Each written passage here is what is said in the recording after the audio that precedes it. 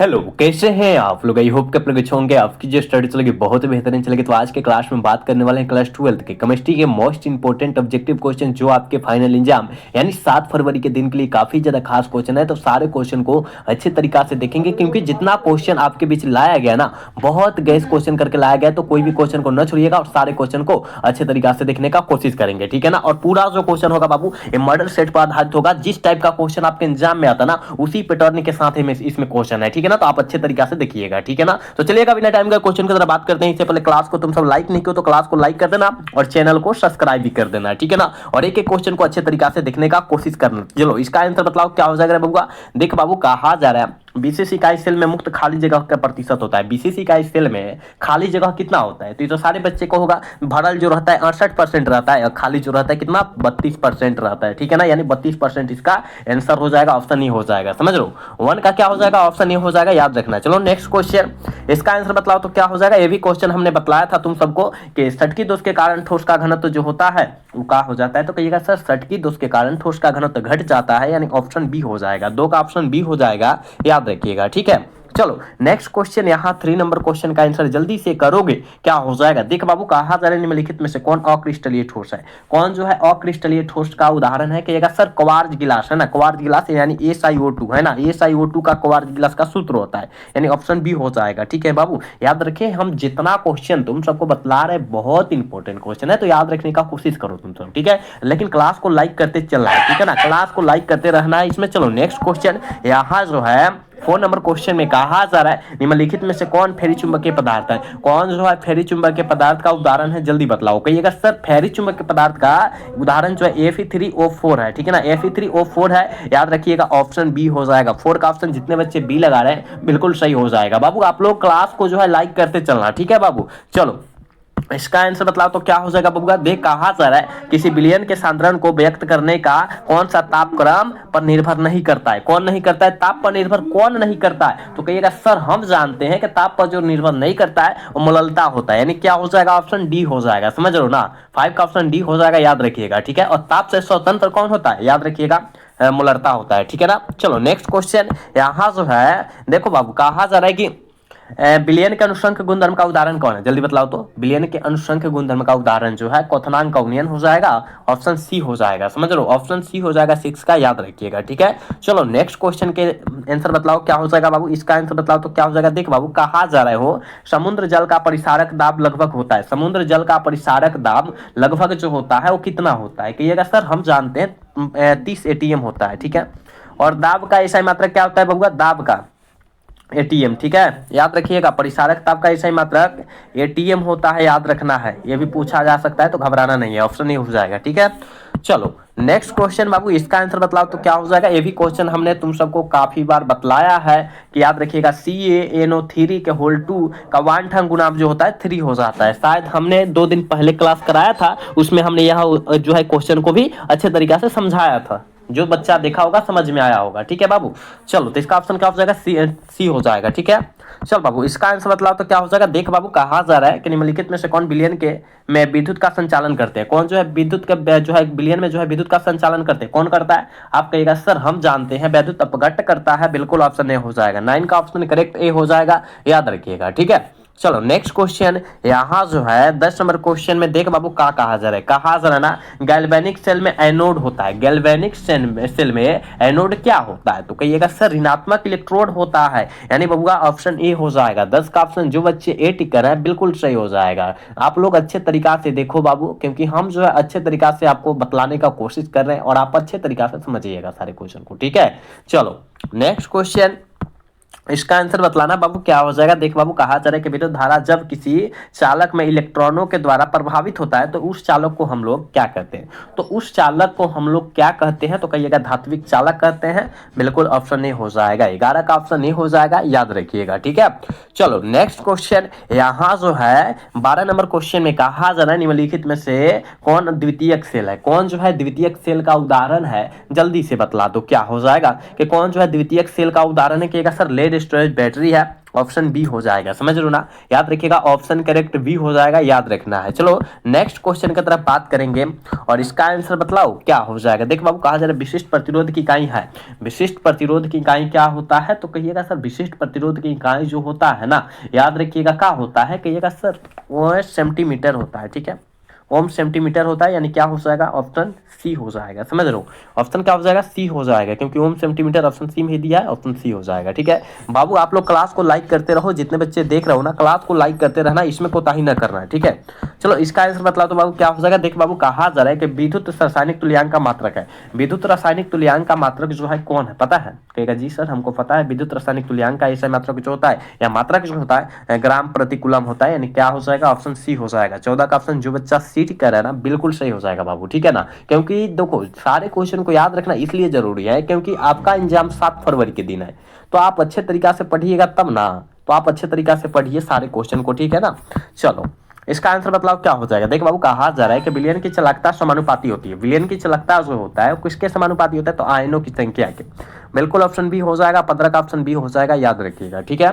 चलो next question 16 number question में देख बाबू क्या कहा जा रहा है, कहा जा रहा है निम्नलिखित में से ठोस ठोस का समुदाय कौन है, ठोस ठोस का समुदाय जो है कौन है, तो कहिएगा सर हम जानते हैं संश्लेषित जेम जो होता है ठोस ठोस का समुदाय होता है, यानी ऑप्शन करेक्ट सी हो जाएगा, 16 का ऑप्शन सी हो जाएगा, ठीक है ना, राइट सी हो जाएगा, याद रखना, ठीक है।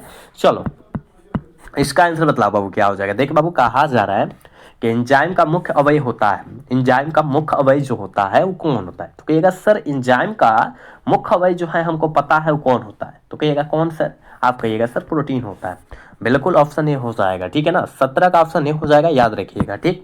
यहाँ जो है 18 नंबर क्वेश्चन में देख कहा जा रहा है बाबू कि स्टार्च के जल अपघटन में निम्नलिखित में से किस एंजाइम का उपयोग होता है, स्टार्च के जल अपघटन में किस एंजाइम का उपयोग होता है, तो आप कहिएगा सर हम जानते हैं डायस्ट्रोज का होता है, बिल्कुल ऑप्शन डी हो जाएगा, बिल्कुल ऑप्शन डी हो जाएगा 18 का, याद रखिएगा, ठीक है। नेक्स्ट क्वेश्चन बाबू इसका आंसर बतलाओ तो क्या हो जाएगा। देख बाबू कहा जा रहा है अपमार्जक को कहा जाता है, अपमार्जक को क्या कहा जाता है पता है, कहेगा जी सर हमको पता है, अपमार्जक को जो है पृष्ठ सक्रियन कहा जाता है, बिल्कुल ऑप्शन ए हो जाएगा, ठीक है ना, अनिश का ऑप्शन करेक्ट ए हो जाएगा, याद रखिएगा। चल बाबू इसका आंसर बतलाओ तो क्या हो जाएगा। देख बाबू कहा जा रहा है कि टिंडल प्रभाव प्रदर्शित होता है, टिंडल प्रभाव जो होता है किसके द्वारा क्या होता है, प्रदर्शित होता है, तो कहिएगा सर हम जानते हैं वास्तविक घोल के द्वारा प्रदर्शित होता है, यानी ऑप्शन ए हो जाएगा, ठीक है, 20 का ऑप्शन ए हो जाएगा, याद रखिएगा, ठीक है ना। बाबू क्लास को लाइक करते रहना है, ठीक है, क्लास को लाइक करते रहना है, याद रखिए, ठीक है। चलो इसका आंसर बतलाओ तो क्या हो जाएगा बाबू, इसका आंसर बतलाओ क्या हो जाएगा। देख बाबू कहा जा रहा है निम्नलिखित में से किसके द्वारा हिमांक का अवनमन अधिक होगा, जल्दी बतलाओ तो किसके द्वारा हिमांक का अवनमन जो होगा अधिक होगा, जल्दी से बतलाओ क्या हो जाएगा। 21 का आंसर बतलाओ क्या हो जाएगा, तो कहिएगा सर ये जो होगा ना याद रखिएगा K2SO4 के द्वारा हो जाएगा, ऑप्शन ए हो जाएगा, समझ लो 21 का ऑप्शन ए हो जाएगा, याद रखना। चलो नेक्स्ट क्वेश्चन यहाँ जो है 22 नंबर क्वेश्चन में कहा जा रहा है कि शून्य कोटि की अभिक्रिया के लिए वेग स्थिरांक की इकाई होती है, शून्य कोटि की अभिक्रिया के लिए वेग स्थिरांक की इकाई जो होती है क्या होती है रे बबुआ, ये क्वेश्चन हमने काफी बार आपको बतलाया है। जब बबुआ शून्य कोटि के लिए कहा जा रहा है तो तुम सब क्या मारेगा, कहिएगा सर हम जानते हैं कि मोल, याद रखिएगा mole litre inverse second inverse होता है, पता है, कहेगा जी गुरुजी ऑप्शन डी में दिखाई दे रहा है, ऑप्शन डी हो जाएगा, समझ लो। हम जितना क्वेश्चन बतला रहे हैं उसको याद रखना है, ठीक। पूछेगा अब मान लो कि प्रथम कोटि की अभिक्रिया पूछे कि प्रथम कोटि की अभिक्रिया की इकाई क्या होती है, तो सेकंड इनवर्स होता है या टाइम इनवर्स होता है, याद रखिएगा, ठीक है ना, सेकंड इनवर्स होता है। अब पूछ दे बबुआ, अब क्या पूछ दे, द्वितीयक के लिए पूछ दे, देखो तो क्या पूछ दे, द्वितीयक, एक मिनट रुको, हाँ द्वितीयक के देखो तो द्वितीयक, अब द्वितीयक कोटि की अभिक्रिया के लिए इसका जो है स्थिरांक के SI मात्रक पूछ देता, क्या मारिएगा, कहिएगा सर हम जानते हैं mole inverse litre second inverse होता है द्वितीय कोटि के लिए, समझ रहे हो ना, हम जितना बतला रहे समझ रहे हो ना, समझने का कोशिश करना, हम जितना क्वेश्चन बतला रहे आपके एग्जाम में लड़ने वाला ही क्वेश्चन बतला रहे, तो कोशिश करना है रे बाबू सारे क्वेश्चन को देखने के लिए, ठीक है। इसका ऑप्शन क्या हो जाएगा, करेक्ट डी हो जाएगा, ठीक है, इसका करेक्ट ऑप्शन डी हो जाएगा। चलो नेक्स्ट क्वेश्चन की तरफ बात करेंगे और बाबू यहाँ जो है देखो कहा जा रहा है कि प्रथम कोटि की अभिक्रिया के लिए T1/2 का मान जो होता है कितना होता है, कितना होता है रे बाबू, आप कहिएगा सर हम जानते हैं इसका जो मान होता है ना, याद रखिएगा 0.693 गुने 10 के पावर, यहाँ जो है के हो जाएगा, पावर नहीं हो जाएगा, ठीक है ना, के हो जाएगा, बटन हो जाएगा, ऑप्शन बी हो जाएगा, ठीक है। चलो नेक्स्ट क्वेश्चन इसका आंसर बतलाओ तो क्या हो जाएगा। कहा जा रहा है कि किसी कोटि की अभिक्रिया के लिए वेग तथा वेग स्थिरांक की इकाई समान रहती है, देखो वेग तथा वेग स्थिरांक की इकाई जो समान रहती है ना, उस शून्य कोटि की अभिक्रिया में समान रहती है, ठीक है ना। यानी ऑप्शन क्या हो जाएगा, ए हो जाएगा, याद रखिएगा, बिल्कुल ऑप्शन ए हो जाएगा, याद रखना है, कहीं भी क्वेश्चन को नहीं छोड़ना है। जितना हम क्वेश्चन करा रहे हैं ना, इस क्वेश्चन को नहीं छोड़ना है रे बाबू, क्योंकि बहुत इंपॉर्टेंट क्वेश्चन है, ठीक है। चलो नेक्स्ट क्वेश्चन, इसका आंसर बतलाओ क्या हो जाएगा। देख बाबू, कहा जा रहा है कि सेल जिसमें रासायनिक ऊर्जा विद्युत ऊर्जा में बदलता है उसे हम लोग क्या कहते हैं, जिसमें रासायनिक ऊर्जा विद्युत ऊर्जा को बदल देता है उसे हम लोग क्या कहते हैं। तो कहिएगा सर हम उसे, याद रखिएगा, गैल्वेनिक सेल कहते हैं, बिल्कुल ऑप्शन बी हो जाएगा, 25 का ऑप्शन बिल्कुल भी हो जाएगा, याद रखिएगा, ठीक है। चलो नेक्स्ट क्वेश्चन, यहाँ जो है 26 नंबर क्वेश्चन में कहा जा रहा है कि किसका ऑक्सीकरण विभव सबसे अधिक होता है, जल्दी बतलाओ, किसका ऑक्सीकरण विभव जो होता है सबसे अधिक होता है। तो कहिएगा सर मैग्नीशियम का होता है, ठीक है, ऑप्शन डी हो जाएगा 26 का, ठीक। चलो नेक्स्ट क्वेश्चन, यहाँ जो है 27 नंबर क्वेश्चन का आंसर अब लगाओ क्या हो जाएगा। देख बाबू, कहा जाए आदर्श विलयन का निम्नलिखित में से कौन गुण है, आदर्श विलयन का कौन गुण है, 27 का आंसर जल्दी लगाओ क्या हो जाएगा। कहिएगा सर राउल्ट नियम का पालन करता है, आदर्श विलयन जो होता है राउल्ट नियम को पालन करता है, अर्थात आदर्श क्या होता है, अनादर्श विलयन जो होता है वो राउल्ट नियम को पालन नहीं करता है, ठीक है ना। देख बाबू, हम जितना बतला रहे हैं, एक्स्ट्रा क्वेश्चन में बतला रहे हैं ना, उसको अच्छे तरीका से सुनना है और अच्छे तरीका से याद रखना है, ठीक है।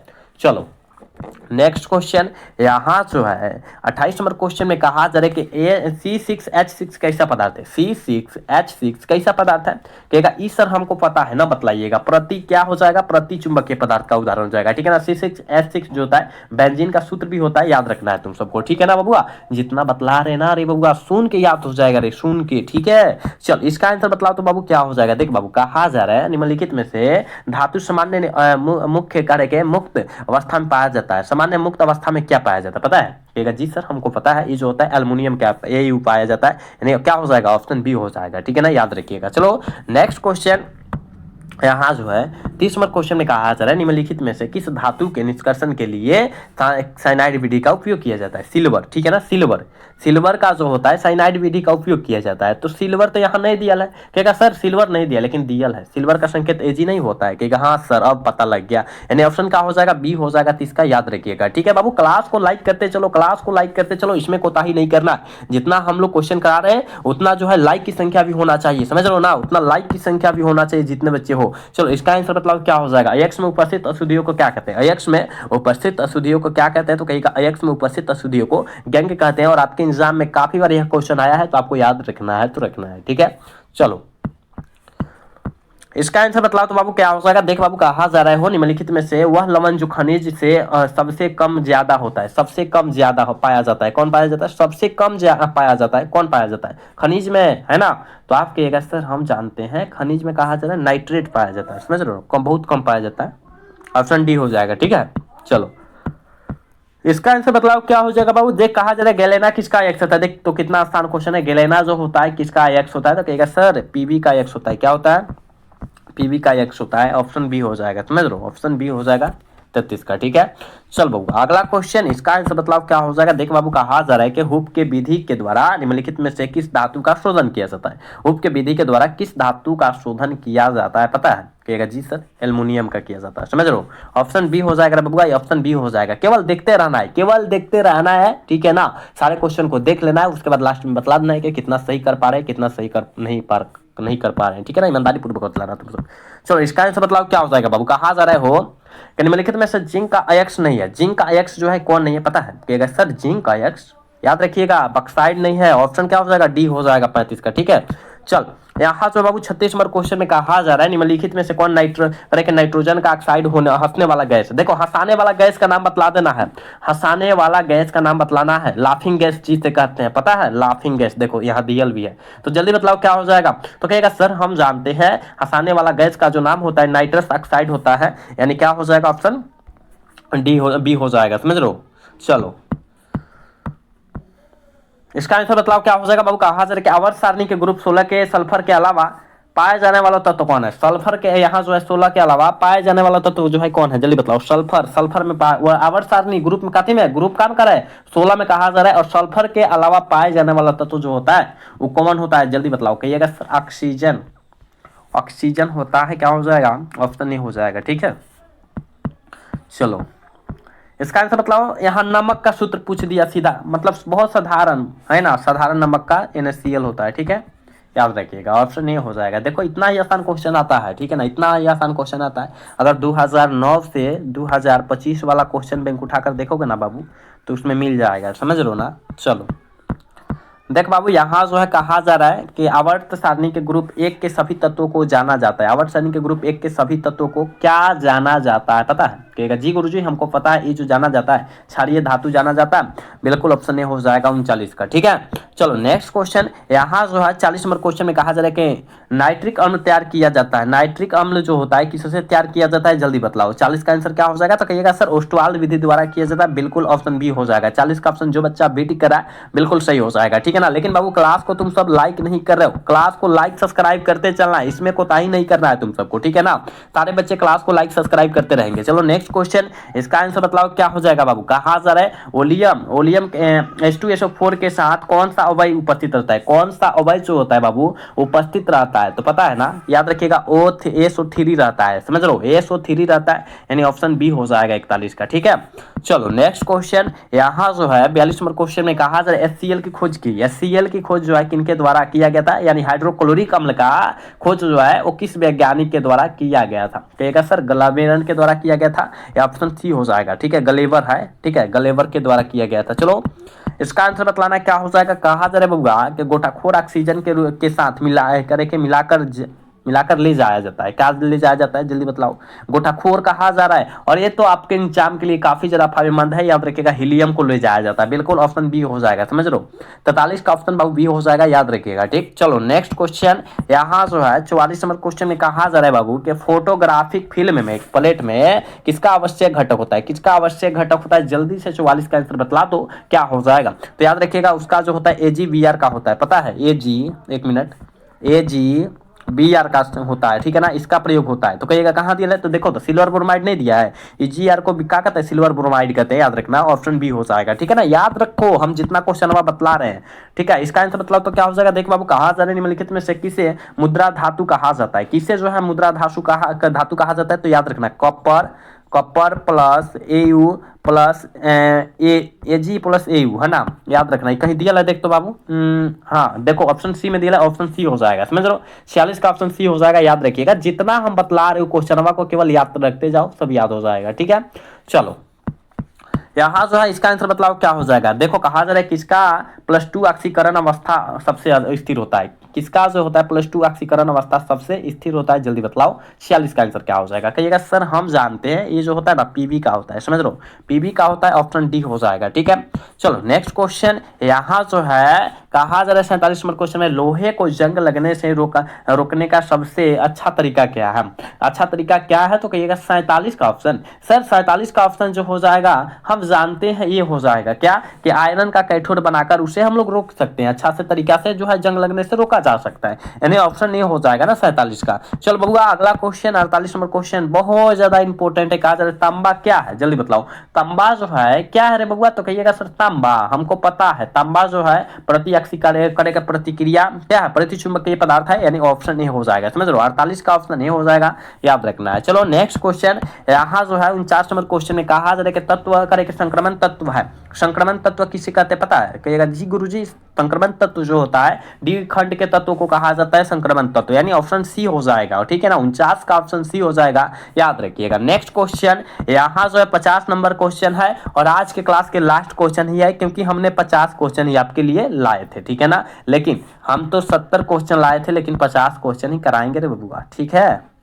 चलो देखो कहा जा रहा है कि विद्युत का सबसे आधुनिक सुचालक धातु कौन सी है, जल्दी बतलाओ तो 50 का आंसर क्या हो जाएगा। तो कहिएगा सबसे अधिक सुचालक धातु ये जो है चांदी है, यानी सिल्वर है, ऑप्शन क्या हो जाएगा, डी हो जाएगा, ठीक है ना, ऑप्शन डी हो जाएगा, याद रखिएगा, ठीक है। चलो तो बाबू हमने 50 क्वेश्चन कराया, 70 क्वेश्चन लाए थे, लेकिन 50 क्वेश्चन ही करा रहे हैं किसी कारणवश, ठीक है ना। तो चलो 50 में आप कितना सही कर पाए, ईमानदारी पूर्वक बतलाना, ठीक है ना, ईमानदारी पूर्वक बतलाना, कोई बच्चा झूठ नहीं बोलना है, ठीक है ना। और आज का क्लास जो है कैसा लगा, अगर अच्छा लगा होगा तो चैनल को सब्सक्राइब और वीडियो को लाइक करना भूलिएगा। मिलेंगे अगला सेशन में। जय हिंद, जय Bharat, tata, bye bye, love you.